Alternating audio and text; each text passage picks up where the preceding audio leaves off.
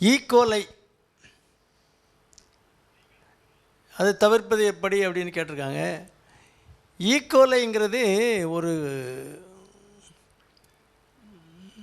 ஒரு ஆர்கானிசம்னா ஒரு பாக்டீரியாவுடைய பேர். பாக்டீரியா ஸ்ட்ரெப்டோகாக்கஸு, ஸ்டெஃபலோகாக்கஸு, ஈகோலை, கிளப்சியலா, சூடோமோனஸ் இதெல்லாம் பாக்டீரியாவுக்கு பேர். ஒன்றுக்கு பாக்டீரியாவுக்கு பேர் இருக்குது.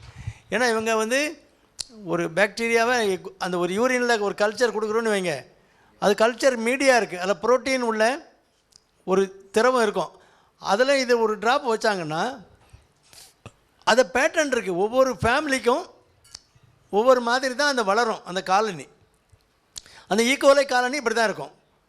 சூடோமோனாஸ் காலனினா வேறு மாதிரி இருக்கும்.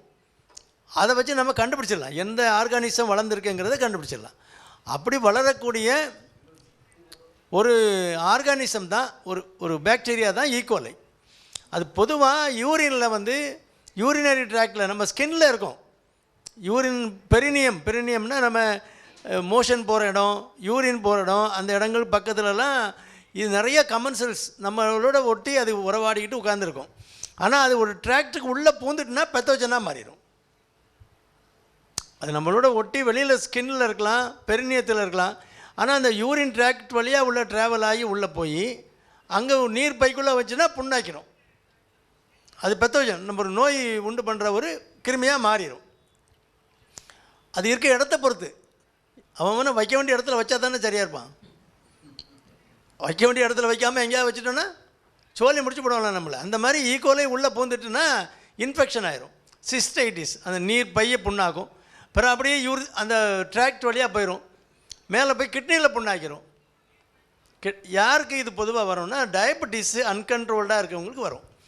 நோய் எதிர்ப்பு தன்மை இல்லைன்னா அந்த ஈகோலை கடன்னு உள்ளே போகும், பிளாடரில் ஒரு புண்ணை உண்டு பண்ணும், அங்கேருந்து நேராக கிட்னிக்கு போகும். பைலோநெஃப்ரைட்டிஸ்னு கிட்னிக்குள்ளே புண்ணாக்கி சலங்கட்டிடும். இந்த மாதிரி பிரச்சனைலாம் வரும். அந்த ஜெனிட்டல் ஏரியாவை, யூரின் போகிற ட்ராக்டில் உள்ள அந்த ஏரியாவை நல்லா நீட்டாக தண்ணி வச்சு நல்லா ப்ளெயின் வாட்டர் வச்சு நல்லா வாஷ் பண்ணி நீட்டாக வச்சுக்கிட்டோன்னா அதை ப்ரிவென்ட் பண்ணிக்கலாம், இன்ஃபெக்ஷன் இல்லாமல். சுகரையும் கண்ட்ரோலில் வச்சுக்கிட்டிங்கன்னா ப்ரிவென்ஷன் இதான். அதை ஜெனிட்டல் ஹைஜீன், அந்த ஏரியாவை நல்லா ஒவ்வொரு தடவை யூரின் போன பிறகும் நல்லா அந்த ஏரியாவை நல்லா தரவாக வாஷ் பண்ணி யூரின் போகிற இடத்த நல்லா நீட்டாக வச்சுக்கணும். பொதுவாக யூரின் லேடிஸ்க்கு வந்து யூரித்ரா ரொம்ப ஷார்ட்டு.